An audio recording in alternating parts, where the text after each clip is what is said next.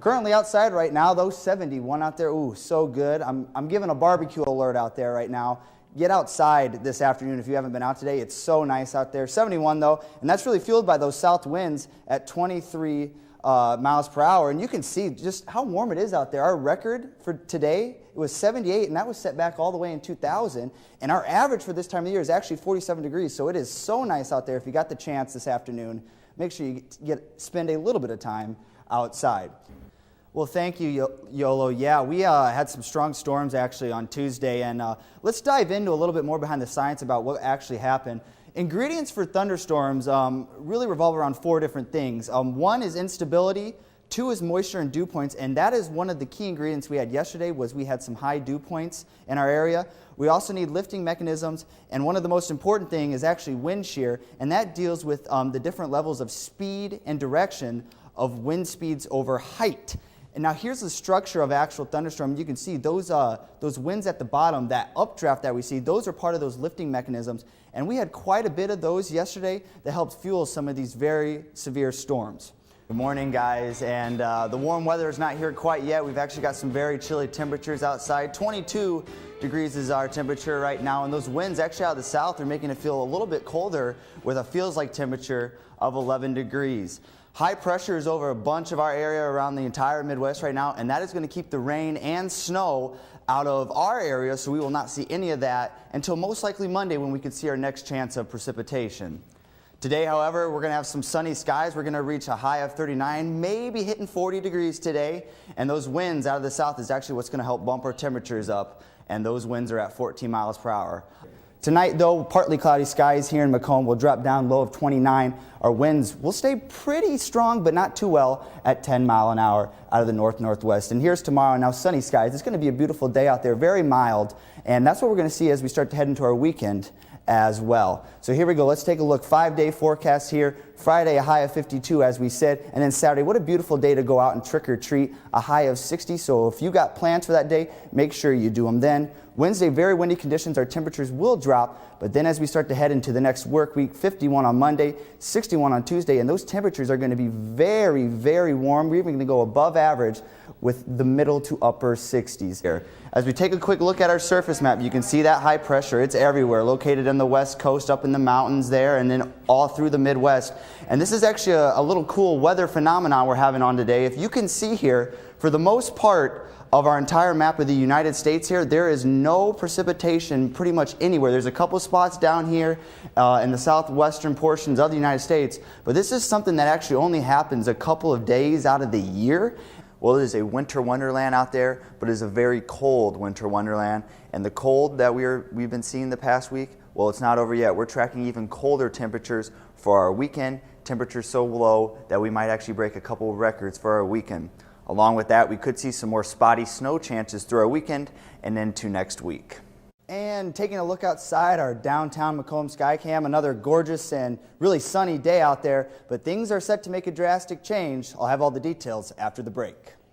So I want to take a look here at the colder temperatures we're actually going to expect for next week. So there's actually a high pressure system way up in northern Canada right now, and that is actually going to slowly start to move its way into our area around Monday of next week. And with that, it's going to bring extremely cold temperatures. I'm talking temperatures barely getting into the 20s and lows right around the 10-degree mark. And welcome back, and good afternoon, Macomb. I was able to capture some cool pictures of the storms that we had on Tuesday. You can see here, this is just outside of my front door. You can see the clouds starting to move their way on in, and on the other side, once again, another shot of those really dark and really ominous looking clouds that we saw on Tuesday. We'll see those temperatures start to increase just a little bit with our Sunday reaching up into the upper 40s. That is cold. Yes, snow and cold temperatures. It's Kelly heard you say we're going to get down to the negative digits. Yes, very cold, and cold wind chills as well. Yeah, I'll give you a weekend forecast here in just a little bit, but right now, current conditions, very chilly from what we felt the past couple of days.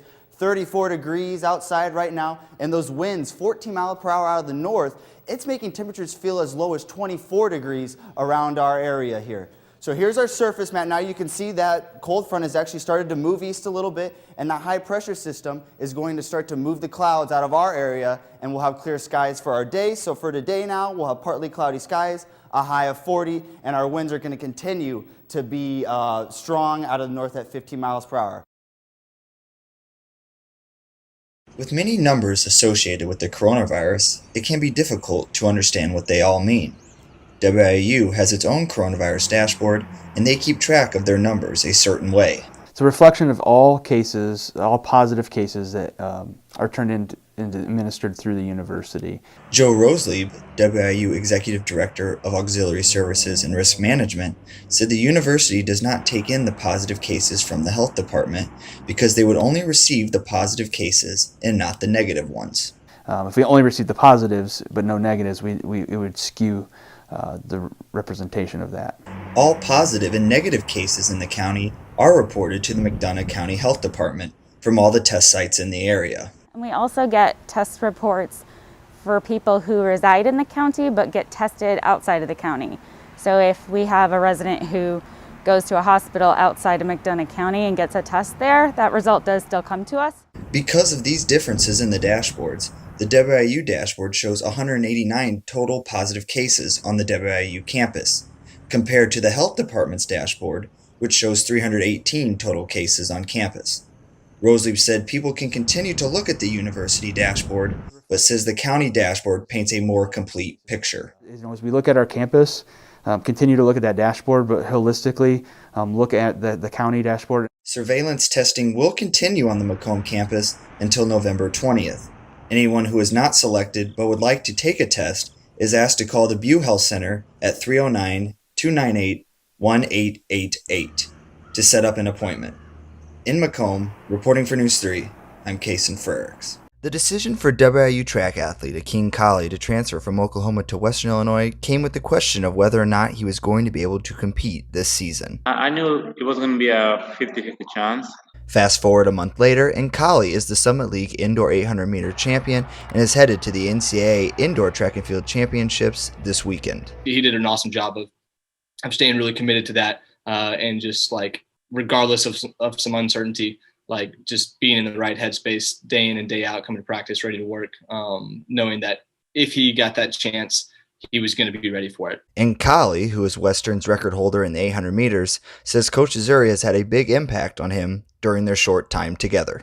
He helped me to remain calm and focused. And when we started, we wasn't sure what this year was going to be like, and he helped me to stay motivated and stay positive. The focus is now on this weekend where Colley has the chance to become a first-time All-American. I think that's probably his biggest advantage going into this meet right now is he hasn't raced a ton. He's only had 3 races, so he should be feeling pretty fresh right now.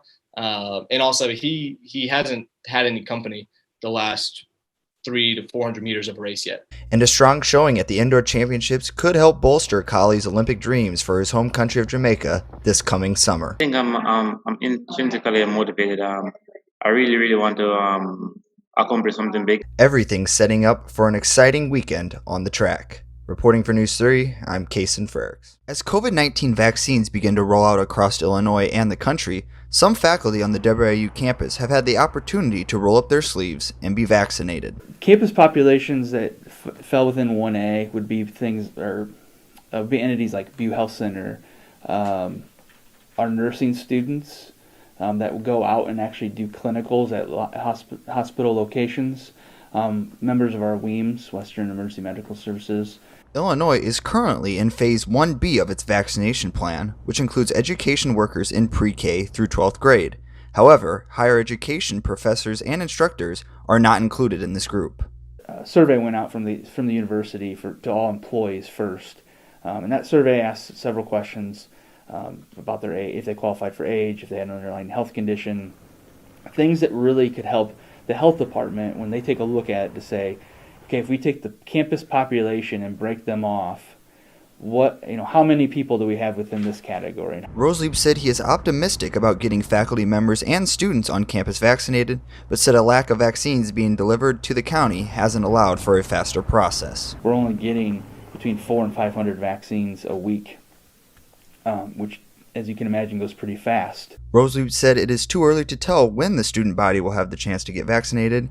He also said that the health department has released more information to further educate the public and to help maybe persuade people to get the vaccine. I would really like to see, if 1B opened up where higher ed was included and we could start getting faculty and staff in. I'd really like to see us done, in the next couple months with our faculty and staff that are wanting it. And with the option not really there to vaccine a mass quantity of individuals on campus, Roseby said that the university wants to adopt a more aggressive testing plan to be able to stop the spread of virus to large groups. He also urges the university community to continue following university COVID-19 protocols.